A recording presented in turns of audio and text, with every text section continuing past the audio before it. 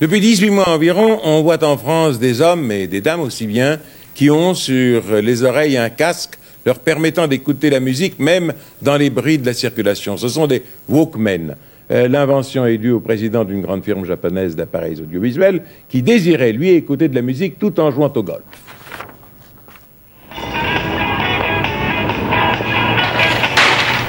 Vous avez sûrement croisé au détour d'une rue un de ces personnages bizarres coiffés d'un drôle de casque. Rappelez-vous, il ne manquait que les antennes pour évoquer une autre planète. Mais n'ayez pas peur, ils ont simplement un Walkman. Il y a beaucoup de gens qui me regardent avec un air nouvelle génération du XXe siècle. Enfin, ça les étonne un peu de voir le Walkman, mais moi je m'en fous éperdument. Du moment où je suis bien, c'est le principal.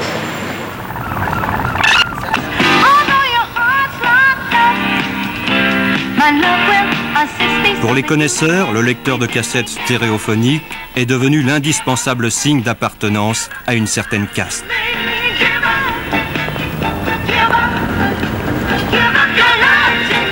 L'image de marque qu'il véhicule est celle de l'action, de la jeunesse et du dynamisme. Le Walkman, c'est disons la sensation de pouvoir se dégager de tout ce qui est autour de soi, de pouvoir écouter la musique, s'extérioriser en soi-même, être bien. Moi, je l'utilise souvent quand je travaille, quand je fais mes devoirs. Oui. Une invention qui enchante surtout les vendeurs, 1 million d'appareils vendus en France depuis 1 an et demi. Son prix, entre 800 et 1200 francs.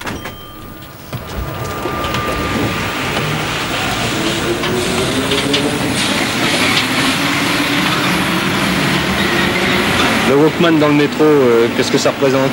C'est important parce que, je sais pas, tu vois là, c'est triste le métro, les gens ils sont pas... Alors, la musique, du rock bien sûr, un jazz rock aussi et tout, ça détend. C'est vraiment très important. Mais c'est une façon de se couper du monde ou quoi? C'est une façon de se couper du monde, je crois, ouais, et puis aussi, j'aime bien la musique, tu vois, bon j'écoute ce que j'aime, puisque c'est des cassettes que j'enregistre, et puis je suis bien. Une mode, oui, mais une mode peut-être pas sans conséquence. Il ne s'agit pas d'éviter aux autres le bruit que l'on peut faire, mais de s'éviter à soi le bruit et la présence des autres. Pour les psychiatres, c'est une nouvelle rupture plus grave que celle des générations. Alors ce danseur au Walkman fait-il un pas en arrière ou un pas en avant? Alors par cette petite boîte magique d'où nous vient notre conscience, qu'est-ce que c'est ça au fait Bernard, cette boîte? Ça c'est un peu le Jiminy Cricket, c'est notre conscience magique. Oui. Ça s'appelle un Walkman, ça veut dire le marcheur. L'histoire est simple, un jour il y a un petit monsieur japonais qui aimait beaucoup le golf et qui était très triste parce que lorsqu'il jouait, il ne pouvait pas écouter de la musique classique. Alors il a demandé à ses ingénieurs, très nombreux, de penser un appareil petit et de bonne qualité pour entendre partout de la musique. Et voilà, ils ont fait ça. Alors maintenant, vous aussi, peut-être aux arrêts de bus, dans la rue, vous rencontrez des gens avec cet appareil sur les oreilles. C'est des loisirs, c'est des loisirs, c'est la vie, c'est la musique partout. Oui, c'est vrai, c'est le compagnon des loisirs, mais pas uniquement, Bernard. Tu sais qu'il y a des gens qui s'en servent toute la journée, même pendant leur travail. Ah bon? Oui, par exemple, il y a un dentiste. Ah non, tu mens comme un arracheur de dents, là. Oh, pas du tout.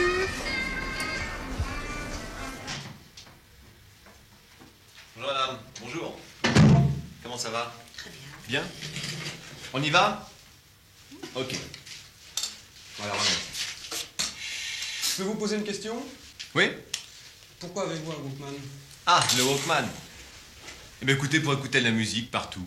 C'est pratique. Avant, il fallait promener avec un transistor dans la rue, c'était pas très pratique, ça dérangeait le monde. Alors que maintenant, avec un Walkman, c'est complètement silencieux pour l'entourage, et puis on ne dérange personne, on écoute de la musique. Je crois que c'est une bonne invention. Si les rapports entre les gens étaient meilleurs, vous auriez quand même un Walkman?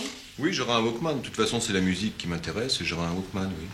C'est égoïste comme utilisation? Oui, en effet, c'est égoïste, mais est-ce que les gens vous adressent la parole dans la rue, sauf pour vous demander leur chemin?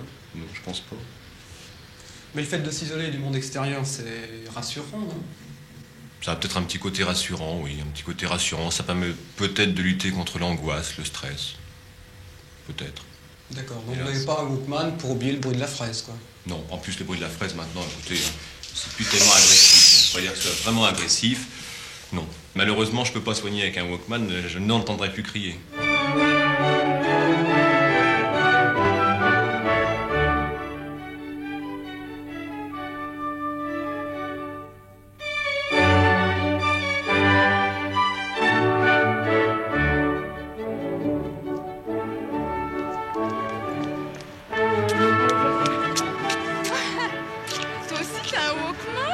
Décidément, c'est le jour des enquêtes. Un journaliste est venu me voir ce matin. Mais qu'est-ce que t'écoutes avec ce gadget? Dernier Mozart. Alors là, le dernier cri du Walkman, c'est le Walkman je cache la marque tant que faire se peut. C'est attendez, l'éjecte, voilà. C'est la mini cassette qui n'est pas plus grande que ça. Voyez, alors ça, c'est un bout de carton. Mais enfin, il existe des cassettes comme ça qui durent le temps des autres. Absolument. Avec le petit casque. Tout ça pour avoir l'air d'un parfait abruti dans la rue, sans aucun contact avec l'extérieur. Mais enfin, ça vous regarde. Bon. La vue, c'est la vie. Qu'en est-il de Louis ? Dans ma circonscription, il y a un jeune homme qui circule sans arrêt sur sa moto avec les écouteurs sur les oreilles. Je me demande comment il est encore vivant, déclare M. Brian Kay. Et sans doute un tel étonnement part-il d'une inquiétude légitime. Il peut paraître périlleux pour soi-même et pour les autres de se fier à un simple pilotage à vue. Cela dit, qu'en pensent tous ceux qui s'intéressent de près ou de loin aux problèmes de la circulation ? Le code de la route n'en pense rien, non plus que les policiers que nous avons interrogés. Les assurances nous ont affirmé que ce problème n'a jamais figuré sur un procès-verbal de sinistre, qu'en un mot, on n'en a jamais entendu parler. Quant à ceux qui sont directement concernés, écoutez ce qu'ils en pensent. Alors ça vous arrive souvent de vous promener avec un Walkman ? Là, vous m'entendez bien, là ? Ouais. Vous n'avez pas de musique, là ? Non. Est-ce qu'on vous a déjà fait des remarques parce que vous utilisiez ça sur la bicyclette, là ? Non. Jamais ? Non. Et vous ne pensez pas que c'est dangereux ? Non. Alors, faut-il vraiment proscrire le baladeur haute fidélité ? Une question qui en entraîne nécessairement deux autres. Qu'en est-il des chaînes haute fidélité intégrées dans les voitures ? Et puis, les sourds-muets, faudra-t-il leur retirer leur permis ?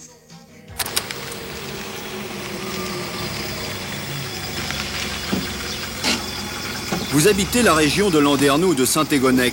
Au détour d'un chemin, vous rencontrez un facteur des lettres à la main, rien de plus normal, mais aussi des écouteurs aux oreilles. Surtout, ne souriez pas. Vous n'êtes pas en présence d'un inconditionnel du rock'n'roll ou d'une quelconque musique dernier cri. Règlement oblige, non. C'est beaucoup plus sérieux que cela. Il s'agit au contraire d'un nouveau facteur, très discipliné. Il applique le règlement à la lettre. Les préposés, connaissant bien leur quartier, ont le droit à des congés, ont le droit de tomber malade. Du jour au lendemain, on balance un jeune qui vient d'arriver sur un quartier qu'il ne connaît pas, sur une tournée rurale en particulier qu'il ne connaît pas. Dans la mesure du possible, actuellement, on lui fait faire la tournée, ce qu'on appelle en doublure, c'est-à-dire il accompagne le préposé titulaire, mais ce n'est pas toujours possible. Alors, l'idée du directeur des postes du Finistère a été donc d'enregistrer l'essentiel de la tournée sur une cassette et le préposé remplaçant donc part sur la tournée avec son lecteur de cassette et la cassette préenregistrée. Et on se retrouve dans une autre cour de ferme attenante et là, il n'y a pas de boîte à lettres. Là, en général, il y a toujours du monde dans la ferme. Le bureau de poste de Landerneau irrigue 13 communes, au total 25 000 habitants répartis dans 8 000 foyers, 17 000 objets portés chaque jour, lettres, paquets, journaux imprimés. Un service de distribution composé de 25 agents et des tournées longues, très longues. Je viens d'être muté dans le Finistère, là, et puis c'est pratique, donc les petits patelins. Les indications sont précises ? Non, des fois il n'y a pas de boîte, donc c'est facile avec l'appareil. Alors là, vous avez tous les renseignements ? Il y a tous les renseignements, oui, c'est ça. Tous les petits chemins, à droite, à gauche, tout est indiqué. Vous ne pouvez pas vous perdre ? Là, normalement, non. Et on va en direction du moulin du Cannes. Dans l'immédiat, cela ne fait pas de pli, les facteurs exécutent les ordres à la lettre. L'expérience prendra fin au mois de mai, les conclusions seront alors livrées à l'administration. Les dangers du Walkman, vous savez, ces petits magnétophones portatifs munis de 2 écouteurs que l'on pose sur les oreilles. Ces dangers sont réels. La semaine dernière, près de Thonon-les-Bains, un adolescent de 14 ans qui traversait un passage à niveau avec son Walkman branché sur les oreilles, donc, n'a pas entendu le train venir. Il a été tué sur le coup. Alors bien sûr, cet accident est exceptionnel, mais d'une manière plus générale, en voiture, sur une moto ou à pied, le port du Walkman présente un danger pour soi et pour les autres. L'enquête de Thierry Calmette et Christian Hirault. Si tout le monde portait un baladeur à cassette, c'est son nom français, on n'entendrait plus rien. 8 millions de ces appareils circuleraient en France aujourd'hui, leur vente atteint 150 000 exemplaires par an. Agréable, pratique, mais attention. Le baladeur isole le sujet du monde extérieur et de ses dangers. Mais certains refusent de l'entendre de cette oreille. Vous entendez les bruits de la circulation? Non. Ça vous gêne pas? Non. Mais vous risquez de vous faire renverser par une voiture, par exemple? On marche sur le trottoir. Si une ambulance arrive et klaxonne, vous ne l'entendez pas? Ah ben non, ça c'est vrai, je n'entends pas, mais enfin, je la vois quand même. Collision, piéton renversé ou comme à Thonon la semaine dernière, un garçon de 14 ans tué à un passage à niveau parce qu'il n'avait pas entendu arriver un train, autant d'accidents récents qui pour les spécialistes représentent un signal d'alarme, une lampe rouge. Et je vois la petite lampe rouge, non pas tellement dans le baladeur, mais dans le besoin d'avoir des stimulations d'intensité toujours de plus en plus fortes. Et ça, à mon avis, c'est très grave et c'est très dangereux. Si on a un son léger, on peut regarder en même temps qu'entendre. Si on a un son très très fort, on ne regarde plus. Enfin, on voit beaucoup moins fort. Donc ça, c'est une chose importante. Deuxièmement, il faut bien le dire, très souvent dans le baladeur, on s'envoie une musique agréable. Et alors on se laisse emporter, on se laisse chantonner intérieurement, etc., etc. Et on est parti dans le rêve. Faudra-t-il en arriver à réglementer le rêve? Dans certaines villes aux USA, pour les conducteurs de 2 roues en Suisse, le baladeur est désormais interdit. En France, la gendarmerie se préparerait à recenser le nombre d'accidents causés par le port du baladeur. On attend les statistiques. J'espère que vous ne regardez pas le journal d'Antenne 2 avec un Walkman sur les oreilles. Ce ne sont pas les cloches qui rendent sourds, mais les baladeurs qui ne sont pas vraiment inoffensifs. Cela concerne principalement les jeunes, mais pas seulement. Il faut savoir que ces appareils, à trop haute dose et trop fort, comportent un risque non négligeable de lésion de l'oreille interne avec, par voie de conséquence, une perte au niveau de l'audition. Enquête, Elisabeth Esley et Didier Rancoeur. Ça fait un peu mal, quoi. Des fois je l'enlève parce que ça me fait mal aux oreilles. Mais sinon ça va, quoi. Vous écoutez fort aussi? Oui. Oui, très fort? Ouais, très fort. Et vous l'écoutez combien de temps par jour? 15 heures, quoi, par jour. Et quand vous allez en cours aussi? La journée. Ouais. Ah, même en cours, ouais. Même en cours? Partout? Partout. En travaillant tout le temps? Même en travaillant. Ah ouais, je le lâche pas. Attention, danger. Écouter de la musique aussi fort que ça, au-dessus de 90 décibels, plus de 2 heures d'affilée par jour, c'est mortel pour les oreilles. Au bout de 5 ou 6 ans, on risque une surdité importante et définitive. Le drame de ce type de surdité, c'est que lorsqu'il est définitivement établi, ces surdités sont irréversibles. C'est-à-dire que ce sont des lésions qui ne se répareront jamais et que ces jeunes gens vont partir donc dans la vie avec un handicap important qui va s'aggraver avec l'âge, puisque inéluctablement avec l'âge, notre audition baisse. Beaucoup de baladeurs ont une puissance qui peut atteindre 120 décibels. C'est le seuil de la douleur. Est-ce bien utile? Certains fabricants commencent à en douter. Ils proposent des appareils dont on peut limiter le volume maximal et dans leur notice d'utilisation, ils mettent en garde contre les dangers d'une mauvaise écoute. Mais ce n'est pas obligatoire. Dommage, surtout quand il s'agit de jeunes enfants. Risque supplémentaire en voiture. Avec des écouteurs sur les oreilles, on n'entend plus les bruits extérieurs, on est moins vigilant, les réflexes sont moins bons. En Italie, les baladeurs trop bruyants sont interdits au volant. En Suisse, on risque une contravention. En France, pour l'instant, pas d'interdiction. Pour les 2 roues non plus, bien que les accidents soient fréquents. Alors, à chacun de consommer avec modération, en faisant des pauses. Ça rend sourd, hein? J'entends rien. J'espère que vous m'écoutez sans baladeur sur les oreilles, ce serait dommage, vous n'auriez que l'image et pas le son. Alerte aux décibels et aux baladeurs trop puissants. Les députés s'émeuvent des dégâts qu'ils peuvent faire sur des oreilles jeunes et sensibles. Leur puissance sera donc limitée, pas plus de 100 décibels. Au-delà, on fabriquerait des générations de sourds. Explication, Romuald de Bonan. Petit test, ce matin sur les Champs-Élysées pour savoir comment les accros du baladeur traitent leurs oreilles. Est-ce qu'on peut écouter le son de votre baladeur que vous êtes en train d'écouter?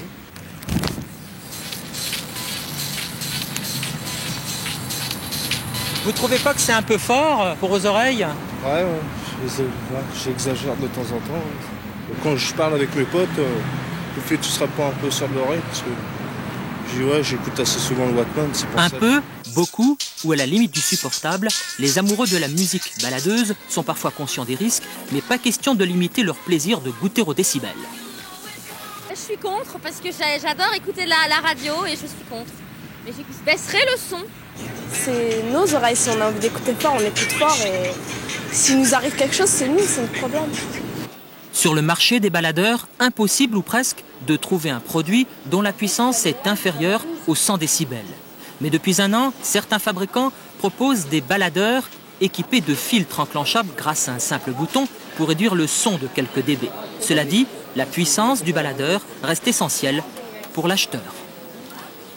Lorsque nous parlons de baladeurs qui peuvent être bridés, notamment au niveau du niveau sonore, ça se fait chez certaines grandes marques.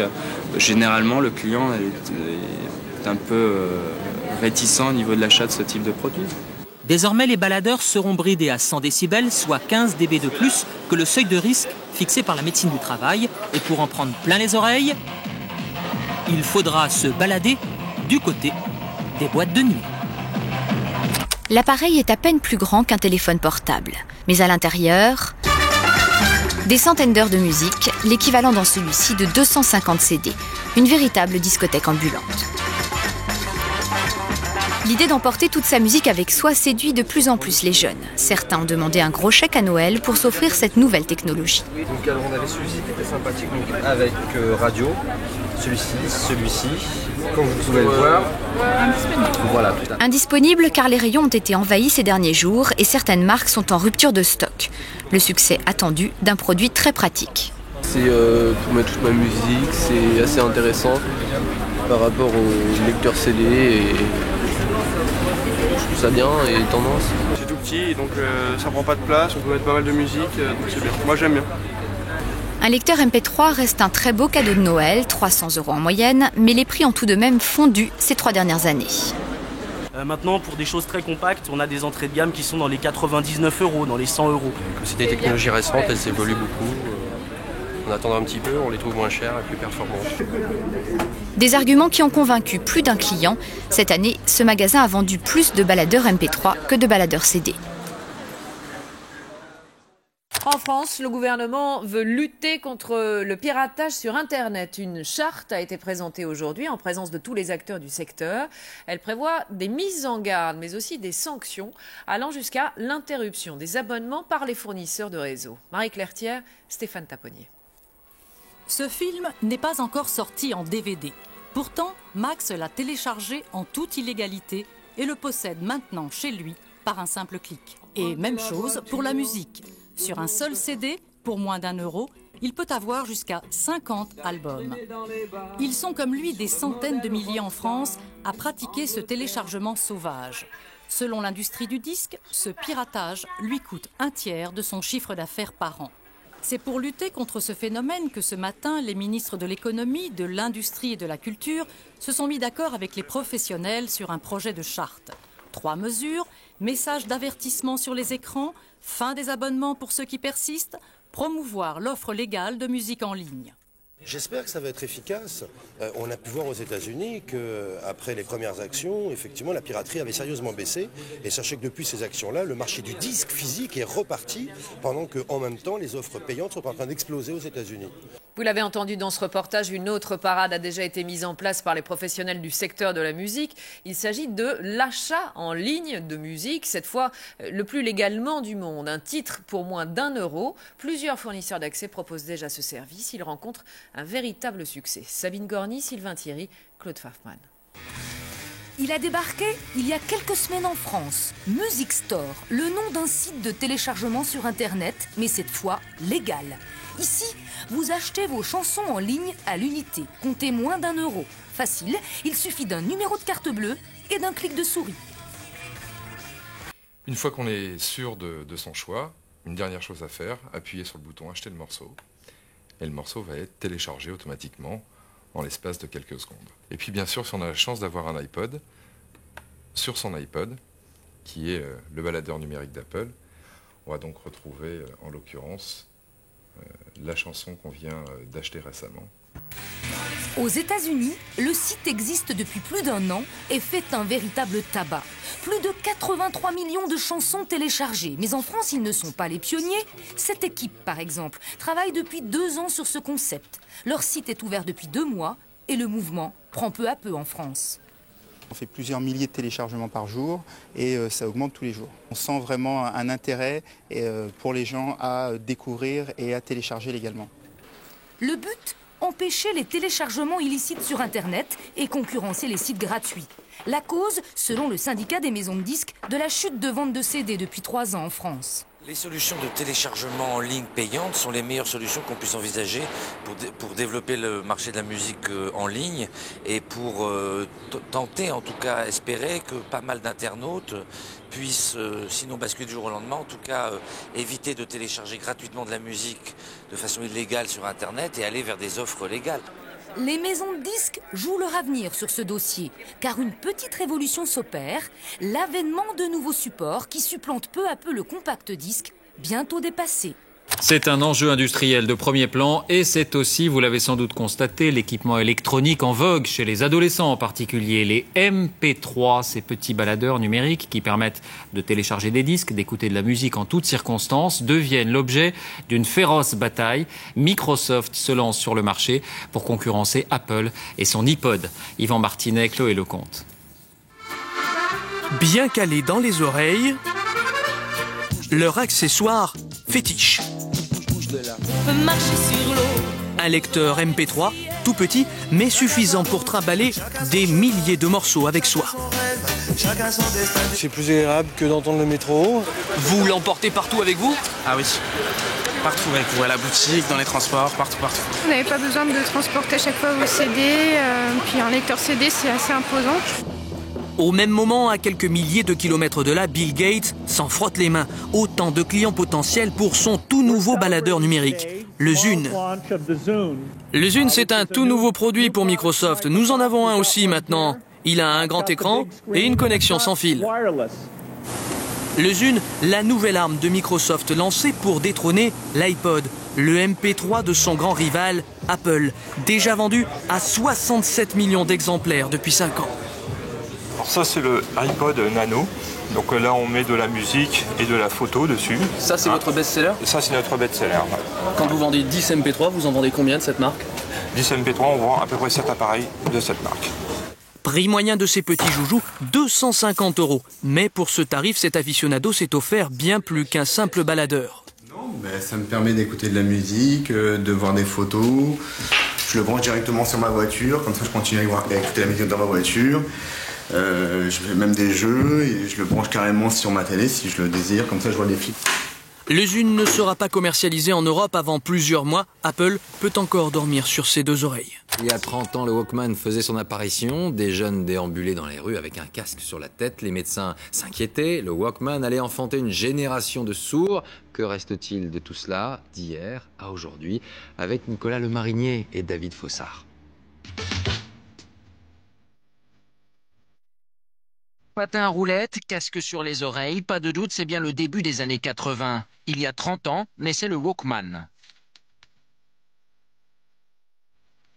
À l'époque, le petit appareil provoque de grosses frayeurs. Est-ce que tu sais que c'est dangereux le Walkman? Dangereux, comment ça? Ça peut rendre sourd, ça peut avoir des conséquences sur tes oreilles. Une ambulance arrive et klaxonne, vous ne l'entendez pas. Ah ben non, ça c'est vrai, je l'entends pas, mais enfin je la vois quand même. 30 ans plus tard, chez le constructeur, on en sourit encore. Il y a eu quelques sceptiques au début. Le premier mois de vente n'a pas été extraordinaire et ensuite, ça a été le succès qu'on connaît. On a vendu 50 millions de Walkman en l'espace de 10 ans. Depuis 3 décennies, le baladeur est le reflet des progrès technologiques. À partir de 1984, le lecteur de CD portable prend le relais.